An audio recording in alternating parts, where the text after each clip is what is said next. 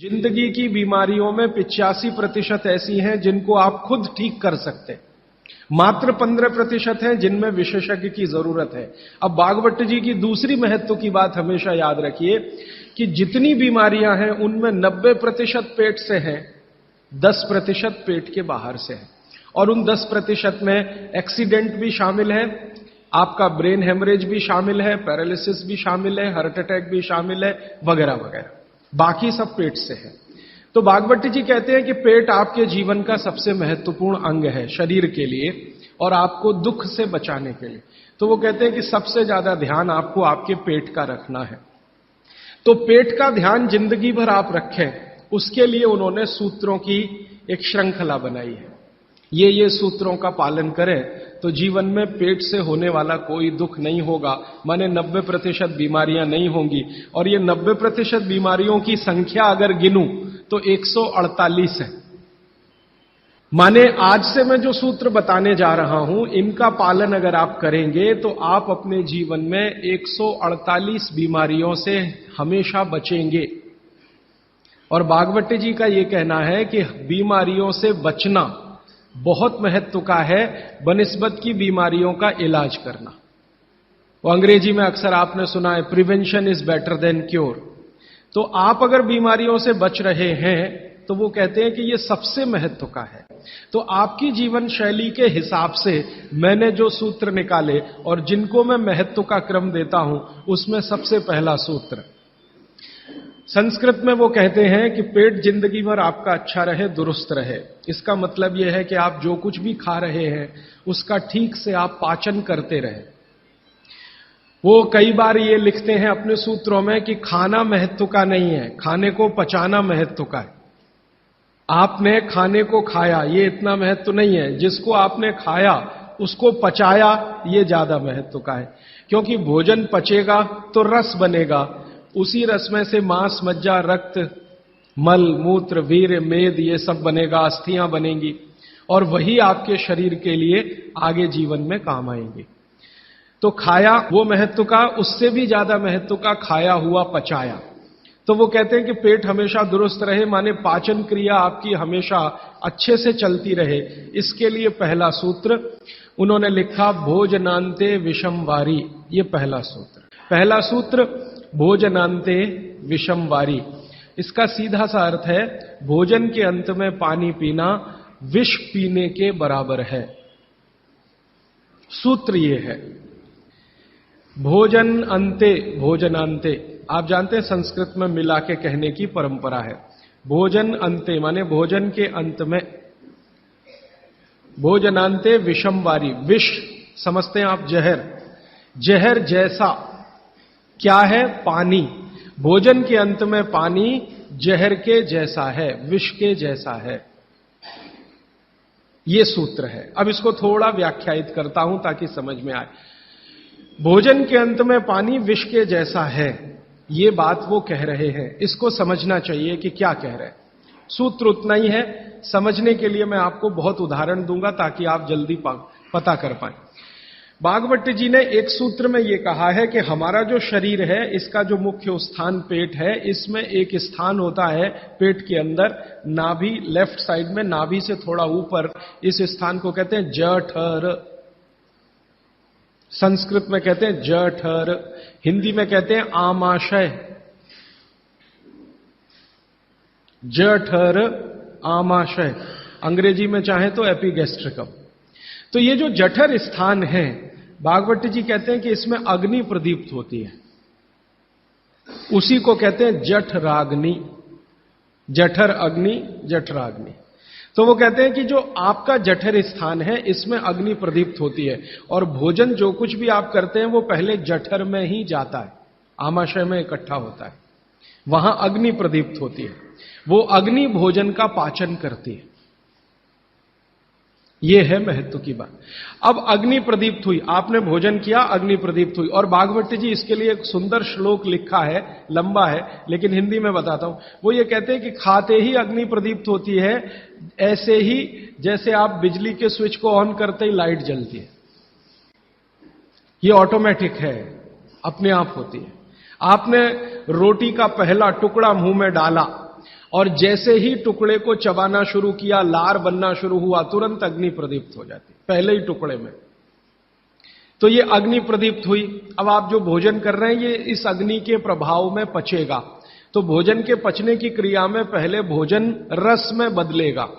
पहले पेस्ट बनेगा, जैसे टूथपेस्ट की कंडीशन होती है वैसा बनेगा, लुगदी जैसा। फिर उसमें से रस बनेगा, फिर रस में से सब कुछ बनेगा। तो वो कहते हैं कि आपने जैसे ही भोजन किया अग्नि प्रदीप्त हुई। अब ये अग्नि भोजन को पचा रही है और आपने भोजन पूरा करते ही पानी पी लिया, गट गट गट गट गट गट। तो क्या हुआ? अग्नि शांत हो जाएगी। आपके रसोई गैस में चूल्हा जल रहा है गैस का, और जलते हुए चूल्हे पर पानी फेंकिए तो बुझ जाएगा। अग्नि का पानी से मेल नहीं है, दुश्मनी है। तो आपके पेट में खाना खाते ही अग्नि जल रही है। अब आपने पीछे से गिलास 2 गिलास पानी पी लिया। कोई कोई लोग तो लोटा भर के पी लेते हैं, कई कई लोग तो भोजन से ज्यादा पानी पी लेते हैं। तो ये जो पानी गया इसने अग्नि को शांत कर दिया। अब अग्नि शांत हो गई तो फिर भागवत जी कहते हैं भोजन पचेगा नहीं, वो सड़ेगा।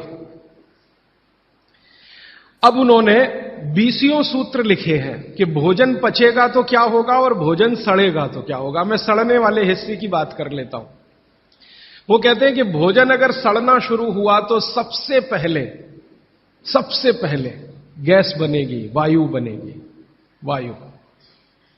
वायु। और ये वायु आपकी जिंदगी हराम कर देगी। और ये वायु की तीव्रता जब बढ़ेगी तो गले में जलन होगी, छाती में जलन होगी, पेट में जलन होगी।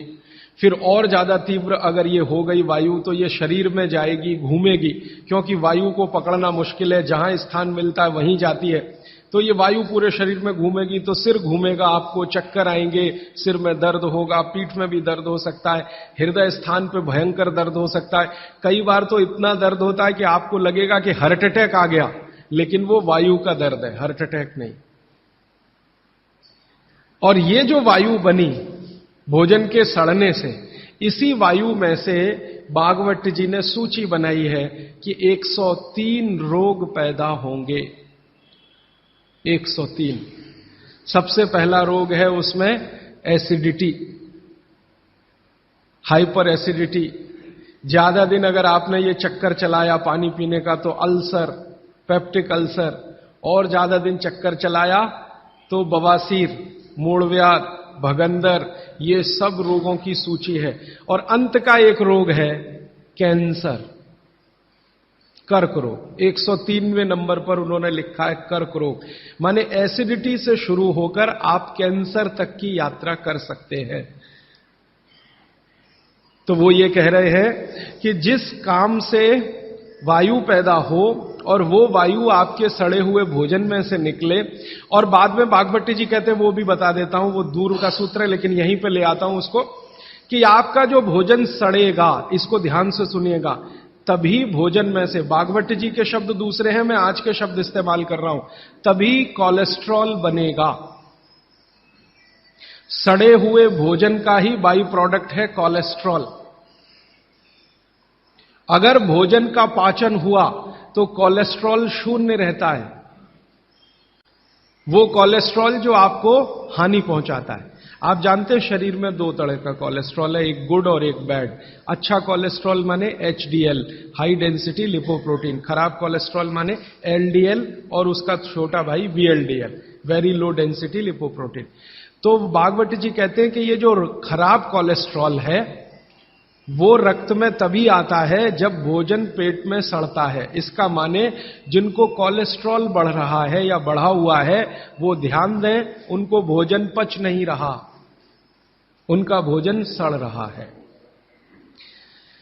तो कोलेस्ट्रॉल बढ़ेगा तो हार्ट अटैक भी आएगा, कोलेस्ट्रॉल बढ़ेगा तो घुटने भी जड़ हो जाएंगे, सारी संधियां आपकी एकदम कड़क हो जाएंगी, आपको चलना फिरना मुश्किल हो जाएगा, 10 कदम चलना मुश्किल हो जाएगा।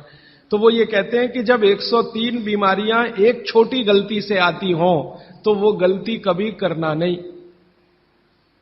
माने भोजन के बाद कभी पानी पीना नहीं, ये है सूत्र।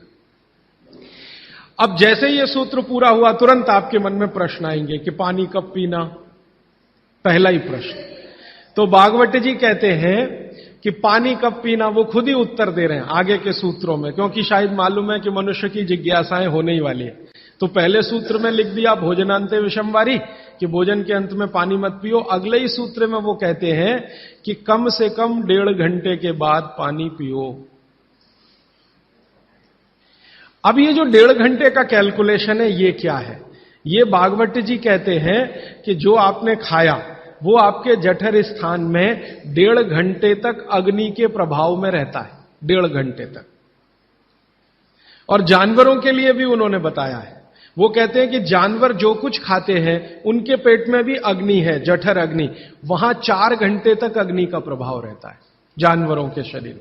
मनुष्य शरीर में 1 से 1.5 घंटे का उन्होंने बताया, और 1 से 1.5 घंटे का वो बताया है तो अलग अलग क्षेत्र के हिसाब से। जैसे आप दक्षिण भारत में हैं, कोई उत्तर भारत में है, कोई पूर्वी भारत में है। अब मान लीजिए उत्तरांचल का कोई आदमी इसी सूत्र को पढ़ेगा तो उसको तो अग्नि का असर 2 से 2.5 घंटे रहेगा, पहाड़ वाला। लेकिन आपके लिए मैं बात कर रहा हूं तो 1 से 1.5 घंटा। तो वो कहते हैं कि 1 से 1.5 घंटे पेट में अग्नि का प्रभाव है। जब तक अग्नि का प्रभाव है पानी मत पियो, क्योंकि पानी पीते ही अग्नि बुझेगी। अग्नि का काम है भोजन को पचाना, पचेगा नहीं तो सड़ेगा, सड़ेगा तो 103 रोग पैदा करेगा। तो सीधा सा दूसरा सूत्र है कि भोजन के 1.5 घंटे के बाद पानी पीना। ठीक है, अब तुरंत आपके मन में सवाल आएगा, भोजन के बीच में पीना कि नहीं पीना, और भोजन के पहले पीना कि नहीं पीना? भागवत जी ने इसका उत्तर अगले सूत्रों में दिया है। वो ये कहते हैं कि भोजन के पहले पानी पीना तो कम से कम 40 मिनट और अधिक से अधिक 1 घंटा। आपको सीधा सा हिसाब बताता हूं, 10 बजे खाना अगर खाना चाहते हैं तो 9 बजे से लेकर 9:20 तक आप चाहें उतना पानी पी सकते हैं। 9 बजे से लेकर 9:20 तक। और बीच में पीना कि नहीं? तो इसके लिए भागवत जी कहते हैं, ये बहुत साइंटिफिक बात उन्होंने कही है, बहुत साइंटिफिक है। वो कहते हैं कि अगर आपके भोजन में 2 अन्न हैं, दो अन्न, माने एक रोटी खा रहे हैं आप, वो गेहूं है, और दूसरा चावल खा रहे हैं, तो चावल और गेहूं 2 अन्न है। तो और सामान्य रूप से आप सभी के भोजन में शायद 2 ही अन्न होते हैं, इसलिए मैं ये सूत्र कह रहा हूं। ये 1 अन्न वालों के लिए नहीं है, 2 अन्न वालों। जो 2 अन्न खाते हैं भोजन में, उनको एक अन्न की पूर्ति पूरी हुई और दूसरे की शुरू होने वाली है, तो बीच का जो जंक्शन पॉइंट है, इस पे पानी पीना।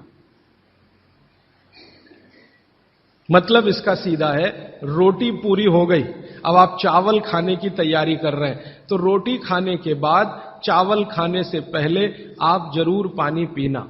लेकिन मात्रा कितनी? तो वो कहते हैं 2 या 3 घूंट, इतना ही। उसके बाद जब दूसरा अन्न आपने शुरू कर दिया, फिर नहीं, फिर तो पूरा आप भोजन ही करके उठिए। अब आप भोजन कर लिया तो गला साफ करने के लिए थोड़ा 1-2 घूंट और पी लेना, गला साफ करने के लिए। पानी पीने के लिए नहीं है, वो गला साफ करने के लिए। अब आपके मन में तुरंत एक प्रश्न आएगा कि भोजन के अंत में क्या पीना? फिर पानी तो नहीं पीना, 1.5 घंटे तक तो नहीं पीना, तो कुछ पी सकते हैं कि भोजन के अंत में सबसे अच्छी चीज जो पीने के लिए है वो है छाछ, वो है मट्ठा, दही का तक्रम। जो शब्द उन्होंने इस्तेमाल किया वो तक्रम, तक्रम माने यही है लगभग छाछ मट्ठा के आसपास की चीज, तक्रम। वैसे तक्रम की उन्होंने परिभाषा दी है कि दही को खूब अच्छे से मथने के बाद उसका मक्खन जो निकल गया, तो मक्खन निकालकर जो बचा वो तक्रम। मक्खन रह गया तो वो लस्सी, लस्सी पीने के लिए नहीं कह रहे, तक्रम की बात है। तो आप भोजन के बाद जो सबसे अच्छी चीज पी सकते हैं वो है छाछ, वो है मट्ठा। मट्ठा शब्द एकदम अच्छा है। भागवत जी कहते हैं मट्ठा या छाछ कब पीना, तो उसके लिए उन्होंने बहुत स्पष्ट और बहुत जोर देकर यह कहा है कि मट्ठा हमेशा दोपहर के भोजन के बाद ही पीना, सामान्य लोगों के लिए। तो आगे वो एक्सप्लेनेशन देते हैं, वो ये है बहुत महत्व का, कि हमारे शरीर को मट्ठे का पाचन होने के लिए जो रस की जरूरत होती है, रस माने एंजाइम, जो एंजाइम या रस की जरूरत होती है वो दोपहर को ही होते हैं पेट में। अभी इसके आगे का सूत्र, भागवत जी कहते हैं कि आप खाने के 1.5 घंटे के बाद पानी पिएं, क्योंकि जठर के अग्नि के प्रभाव में खाना 1.5 घंटे तक रहता है। तो पानी कैसे पिए, कैसे पिए पानी? तो हमारे यहां पानी पीने के बहुत तरीके हैं। लोटा मुंह से लगाया, गट गट गट गट उतार लिया। गिलास मुंह से लगाया, गट गट गट गट उतार लिया। क्या ये तरीका? तो भागवत जी कहते हैं नहीं, ये तरीका बिल्कुल गलत है पानी पीने। वो कहते हैं कि पानी को चुस्कियां ले लेकर पिए, घूंट भर भर के पानी पिए, सिप ले लेकर पानी पिए, ऐसा पानी पीने का नियम। जैसे आप गर्म दूध पीते हैं ना, भागवत जी बिल्कुल उसके समकक्ष रखते हैं कि गर्म दूध आप जैसे पीते हैं एक एक सिप या चुस्की लेकर घूंट भर के, ऐसे ही पानी पिए। अब ये क्यों, ये समझ लें। आप एक साथ पूरा पानी उतारें गले के नीचे और एक एक घूंट पानी उतारें गले के नीचे, दोनों में जमीन आसमान का अंतर है। क्या अंतर है? मैं आपको एक महत्व की बात समझाना चाहता हूं, ये जीवन भर याद रहे तो बहुत अच्छा। हमारे पेट में भोजन को पचाने के लिए अग्नि होती है और इस अग्नि को तीव्र करने के लिए अम्ल होता है, अम्ल, एसिड। आप जानते हैं पेट में अम्ल बनता है, प्राकृतिक रूप से बनता है। अब पेट में तो अम्ल बनता है और भगवान ने ऐसी व्यवस्था की है कि पेट में अम्ल दिया है और मुंह में क्षार बनता है, जिसको लार कहते हैं आप, लार, स्लाइवा, सेलिवा, लार, लाला रस, अलग अलग नामों से आप जानते हैं। तो मुंह में बनती है लार, ये है क्षार, और पेट में बनता है अम्ल। आप थोड़ा भी अगर विज्ञान जानते हैं तो आप जानते हैं कि क्षार और अम्ल को मिलाओ तो हो जाता है न्यूट्रल। अम्ल और क्षार आपस में मिले तो न्यूट्रल होता है, माने सामान्य चीज बनती है, जिसको हम लोग कहते हैं लवण। एक लवण होता है नमक, वो अलग है, केमिस्ट्री के लवण की बात कर रहा हूं।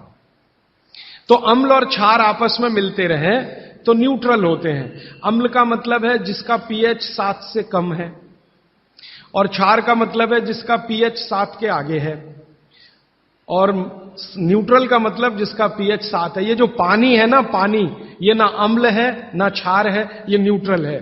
तो भागवत जी कहते हैं कि पेट आपका अक्सर पानी के जैसा रहे तो बढ़िया,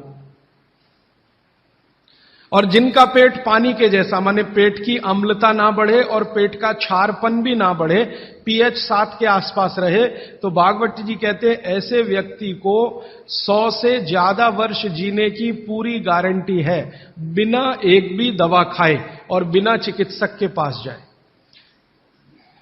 अब आपके पेट में अम्ल बन रहा है, मुंह में लार बन रही है। अगर पानी आप घूंट घूंट पीते हैं तो ये पानी के साथ लार मिलकर अंदर जाती है, और पानी एक साथ गट गट गट गट पीते हैं तो कम लार पानी के साथ मिलकर जाएगी। ये लार बन रही है अंदर जाने के लिए, बाहर निकालने के लिए नहीं, क्योंकि अंदर पेट के अम्ल को शांत रखना है, इसके लिए क्षार है। तो वो ये कहते हैं कि घूट घूट पिया पानी, अगर सिप सिप करके आपने पानी पिया तो ज्यादा लार अंदर जाएगी, तो अम्ल को शांत करने में मदद आएगी, इसलिए आपका पेट न्यूट्रल रहेगा और आपकी जिंदगी बिना किसी दवा और रोग के आराम से 100-150 साल हो जाएगी। इसलिए पानी घूट घूट भर के पिए, और एक साथ गटगट पानी पिएंगे तो लार पानी के साथ मिल नहीं पाएगी, तो अंतिम रूप में जब वो पहुंचेगा पानी तो खाली पानी होगा, और वो उतना न्यूट्रलाइज नहीं कर पाएगा, पेट को उस तरह से सामान्य अवस्था में नहीं ला पाएगा। हालांकि पानी भी अम्ल को कम करता है, क्योंकि अम्ल में पानी मिलाओ तो अम्ल की ताकत कम होती जाती है, तो पानी कम तो करेगा, लेकिन लार के साथ जो पानी कम करेगा वो बिल्कुल अद्भुत होगा। वो ये कहते हैं कि जो व्यक्ति सिप सिप करके पानी पिए, वो देखें जानवर कैसे पीते हैं। चिड़िया कैसे पानी पीती है? चिड़िया एक ड्रॉप उठाती है, आप ध्यान देना, चिड़िया एक ड्रॉप उठाएगी, फिर उसको ऐसे ऐसे मुंह में चलाएगी, फिर पिएगी, फिर दूसरी ड्रॉप उठाएगी, फिर ऐसे ऐसे चलाएगी, फिर पिएगी। ऐसे कुत्ता है, पानी को चाट चाट के पिएगा, शेर पानी को चाट चाट के पिएगा। ज्यादातर जानवर पानी को ऐसे ही पीते हैं। वो जानवर हमसे ज्यादा स्वस्थ हैं, किसी को डायबिटीज नहीं है, कोई ओवरवेट नहीं है। हाँ, किसी को डायबिटीज नहीं, कोई ओवरवेट नहीं, किसी को जॉइंट्स पेन नहीं, किसी को कुछ नहीं, क्योंकि वो पानी पीने का नियम जानते हैं। बाघ भट्ट के पक्के चेले हैं ये सब जानवर। बिना बोले और बिना कहे, तो आप भी हो जाइए। भागवत जी कहते हैं कि पानी थोड़ा लीजिए, जैसे चिड़िया पीती है, उसको मुंह में चिड़िया ऐसे ऐसे करती है ना, घुमाती है, तो आप भी पानी को थोड़ा घुमाइए, फिर पी जाइए। थोड़ा पानी लीजिए, मुंह में भरिए, पीजिए, फिर पानी भरिए, फिर भरिए, फिर पीजिए, ताकि इधर उधर की सब लार पानी के साथ मिलकर अंदर जाए। अब वो ये कहते हैं कि जो ऐसे पानी पी लेगा कोई रोग आने की संभावना नहीं, माने आपके सारे रोगों की एक दवा। फिर मैंने डॉक्टरों से बात की कि ये चक्कर क्या है, तो उन्होंने कहा बात सीधी सी ये है कि जो लार है ना, ये दुनिया की सबसे अच्छी औषधि है, इसकी मेडिसिनल प्रॉपर्टी सबसे ज्यादा है। आपने जानवरों को देखा होगा, उनको कभी भी कोई चोट लगे तो वो अपने लार से ही ठीक कर लेते हैं, चाट चाट के, क्योंकि उसमें मेडिसिन है। तो मनुष्य की लार में भी है। अब वो ये कहते हैं कि भारत के वो मनुष्य या स्त्रियां और पुरुष बहुत ही दुर्भाग्यशाली हैं जो इस लार को अंदर ले नहीं जा पाते। जैसे तंबाकू खाने वाले लोग थूकते ही रहते हैं, उसको थूकते ही रहते हैं, थूकते ही रहते हैं। गुटखा खाने वाले लोग, मावा खाने वाले लोग थूकते ही रहते हैं, थूकते ही रहते हैं। तो डॉक्टर लोग कहते हैं कि वो जिंदगी की सबसे महत्वपूर्ण चीज को थूक रहे हैं। वो कहते हैं कि एक ही कंडीशन में आप कुछ थूक सकते हैं, जब कफ बहुत बढ़ा हुआ हो, तभी, बस। उसके अलावा दूसरी कोई कंडीशन नहीं कि आप थूकें। तो यहां तो बिना कफ बढ़े हुए तंबाकू खा खा के, गुटखा खा खा के थूक रहे हैं, तो ये थूकना नुकसानदायक है। गुटखा तो नुकसानदायक है ही, तंबाकू तो और भी नुकसानदायक है, उससे भी ज्यादा थूकना, तो मत थूकिए। तो फिर आप कहेंगे जी पान खाएं, तो पान खाने के लिए नियम बताया, बहुत माइक्रो लेवल पे कैलकुलेशन है भागवत जी। वो कहते हैं कि पान खाओ तो कत्था मत लगाओ, बिना कत्थे का पान खाओ, थूकने की गरज ही नहीं, क्योंकि जो भी खाओगे वो चूना है। तो वो कहते हैं कि पान भी खाना है तो थूकना नहीं है, कत्था है तो थूकना पड़ेगा, कत्थे बिना ही पान खाओ। माने हमारे पुराने पूर्वज और बुजुर्ग जो तंबाकू का नहीं, कत्थे का नहीं, सिर्फ चूना लगा के जो पान खाते हैं, वो भागवत के चेले सब के सब शिष्य उनके। तो वो कहते हैं पान भी खाना तो थूकना नहीं है, जो मुंह में लार के साथ पान है वो अंदर ही जाए, क्योंकि पान और चूना दोनों ही मेडिसिन है। आगे का एक सूत्र है भागवत जी का कि पानी कभी भी पिए तो ठंडा ना पिए। पेट को दुरुस्त रखने के लिए ही है ये सारे सूत्र आज जो मैं कह रहा हूं। पानी जब भी पिए तो ठंडा ना पिए। कैसा पानी पिए जी? तो वो कहते हैं कि आपके शरीर का तापमान देखें, उसके अनुसार के तापमान का ही पानी पिए, माने शरीर के तापमान के बराबर का पानी पिए, माने गुनगुना पानी पिए। गुनगुना शब्द है, कभी भी पानी की गर्मी शरीर के तापमान के ऊपर ना हो, ऐसा पानी पिए। तो अब आपका शरीर का तापमान है 37 डिग्री, तो 37 डिग्री अगर आप पानी को लेके जाएंगे तो वो गुनगुना ही होता है। रूम टेम्परेचर के ऊपर रहता है, बॉडी टेम्परेचर के बराबर रहता है। तो ऐसा पानी पिए, गुनगुना ही पानी पिए। क्यों? अभी मन में प्रश्न आएगा क्यों।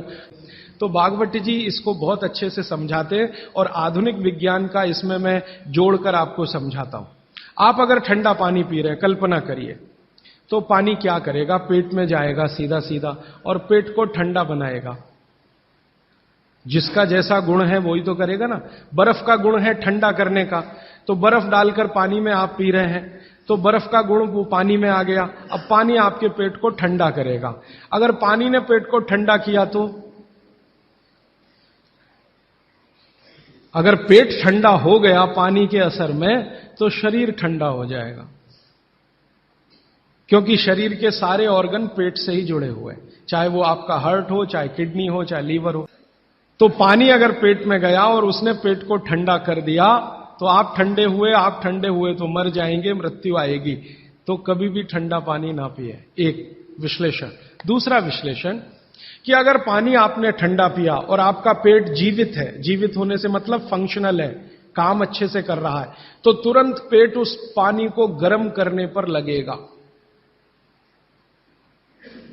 आपका जो जठर स्थान है ना, वो तुरंत उस पानी को गर्म करने पर लगेगा।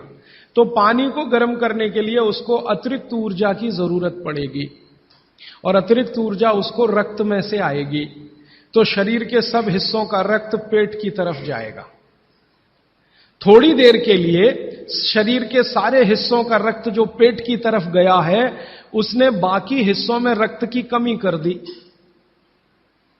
मान लीजिए हृदय का रक्त पेट में चला गया, ब्रेन का रक्त पेट में आ गया, क्योंकि ब्रेन का सबसे पहले आता है, क्योंकि ग्रेविटी का फोर्स है ना काम करता है, तो ब्रेन का सबसे पहले आता है, हृदय का उसके बाद आता है। दूसरे अंगों का रक्त सब पेट की तरफ गया, तो बाकी अंगों को रक्त की कमी आई। और ये कमी हर समय ऐसे ही आती रहे, आप ऐसे ही ठंडा पानी पीते रहे, ऐसे ही कमी आती रहे, पीते रहे, कमी आती रहे, तो एक दिन वो अंग काम करना बंद कर देंगे, क्योंकि उनको रक्त की सप्लाई कम हुई है। और वो अंगों ने काम करना बंद किया तो ब्रेन हेमरेज हो गया, वो अंगों ने काम करना बंद किया तो पैरालिसिस हो गया, वो अंगों ने काम करना बंद किया तो हार्ट अटैक हो गया। तो ये सारी बीमारियों को क्यों बुलाते हैं ठंडा पानी पी के? माने ठंडा पानी ना पिए। बागवट जी का मैंने मेरे जीवन में भी देखा। दुनिया में कुछ ऐसे लोग हैं जो एकदम चिल्ड वाटर पीते हैं। अमेरिका में, यूरोप में ज्यादा लोग चिल्ड वाटर पीते हैं। पानी को फ्रिज में रखते हैं और वो रखा रहता है 4-5 दिन, खूब ठंडा हो जाता है, फिर ऊपर से बर्फ डालते हैं, फिर पीते हैं। इतना ठंडा पानी पीते हैं। परिणाम क्या देखा है मैंने उन लोगों को देखा जो चिल्ड वाटर पीते हैं। माने मैं कहना यह चाहता हूं कि जो लोग बहुत ठंडा पानी पिएंगे उनको एक बीमारी है, वो है कॉन्स्टिपेशन, कब्जियत, कोष्ठबद्धता, बद्ध कोष्ठ होना। कॉन्स्टिपेशन का मतलब आपकी जो इंटेस्टाइन है ना, लार्ज इंटेस्टाइन, वो एकदम ऐसी संकुचित हो गई, ऐसे रहना चाहिए उसको, वो हो गई संकुचित। ये ठंडे पानी का असर है। इसलिए कभी भी ठंडा पानी ना पिए, फ्रिज का रखा हुआ पानी ना पिए, बर्फ डाला हुआ पानी ना पिए, आइसक्रीम कभी भी ना खाएं। बागवट जी कहते हैं कि 2 विरुद्ध चीजें एक साथ ना खाएं कभी भी, तो गर्म भोजन और ठंडी आइसक्रीम कभी ना खाएं। तो आपके जीवन में ये नियम बहुत ध्यान से पालन करें, सूत्र पालन करें कि पानी हमेशा घूट घूट पिए, ठंडा पानी कभी ना पिए, भोजन के 1.5 घंटे के बाद पानी पिए। अभी चौथा सूत्र, आज का आखिरी सूत्र। भागवत जी कहते हैं कि सुबह का जीवन आपका जब शुरू होता है, दिन का जीवन आपका शुरू होता है, माने आप जब सोकर उठते हैं तभी से आपका दिन शुरू होता है, तो दिन की शुरुआत में सबसे पहले पानी पिए। दिन की शुरुआत में सबसे पहले पानी पिए, माने सुबह उठते ही पानी पिए, यह है मतलब कहने का। दिन की शुरुआत में सबसे पहले पानी पिए, माने सुबह उठते ही पानी पिए। आयुर्वेद के विभिन्न चिकित्सकों ने और वैद्यों ने इसको कहा ऊषापान करें। ऊषापान माने सुबह उठते ही पानी पीना, सबसे पहले पानी पीना, दांत धोए बिना पानी पीना, मुंह धोए बिना पानी पीना, कुल्ला किए बिना पानी पीना। अगर आप सुबह उठते ही बिना मुंह धोए पानी नहीं पी सकते तो रात को कुल्ला करके सोइए, दांत साफ करके सोइए, दंत मंजन करके सोइए, दातुन करके सोइए, उठते ही पानी पीजिए। क्यों? कारण पूछिए। कारण उसका यह है कि रात भर जब आप सो रहे थे तो शरीर की सारी क्रियाएं तो शिथिल हो जाती हैं, लेकिन ये लार बनने की क्रिया ज्यादा शिथिल नहीं होती, ये चालू रहती है। तो रात भर आपने लार बनाई है, मुंह में जगह जगह जमा है, वो अंदर जाना बहुत जरूरी है, क्योंकि वो बेशकीमती है। भागवत जी कहते हैं कि ब्रह्म मुहूर्त की जो लार होती है वो बाकी 24 घंटों में सबसे ज्यादा कीमती है। तो सुबह सुबह जो लार बन रही है ये अंदर जानी ही चाहिए, इसलिए बिना कुल्ला किए पानी पीने का नियम है। इसी को ऊषापान कहा जाता है। तो सुबह उठते ही पानी पिए। कितना पिए जी? तो उन्होंने 1 से 1.25 लीटर का कैलकुलेशन दिया वयस्कों के लिए। वयस्क माने 18 से 60 साल, 1 से 1.25 लीटर। और 18 से नीचे वाले जो लोग हैं उनके लिए 1.25 लीटर माने 750 ग्राम, और 60 के ऊपर वालों के लिए भी 750 ग्राम, 750 ग्राम। 750 ग्राम माने कम से कम 2 गिलास बुजुर्गों के लिए, 2 गिलास बच्चों के लिए, और 3 गिलास आपके उम्र के लोगों के लिए। कम से कम इतना पानी पिए। पीने का तरीका मैंने बता दिया, वो घूट घूट सिप सिप करके ही पीना है, मुंह में घुमा घुमा के पानी पीना है। तब मुझे थोड़ी जिज्ञासा हुई और मैंने एक बहुत बड़े वैज्ञानिक को पूछा दिल्ली में कि ये लार में क्या है, एक्चुअली इसका एक्टिव इंग्रेडिएंट क्या है। तो उन्होंने कहा भैया जितने एक्टिव इंग्रेडिएंट मिट्टी में है वो सब लार में है। तो मैंने आपको बताया मिट्टी में 18 एक्टिव इंग्रेडिएंट्स हैं, लार में वो सब के सब हैं। इसलिए लार शरीर के लिए बहुत ही कीमती है, बेशकीमती है, इसको कभी नष्ट नहीं करना।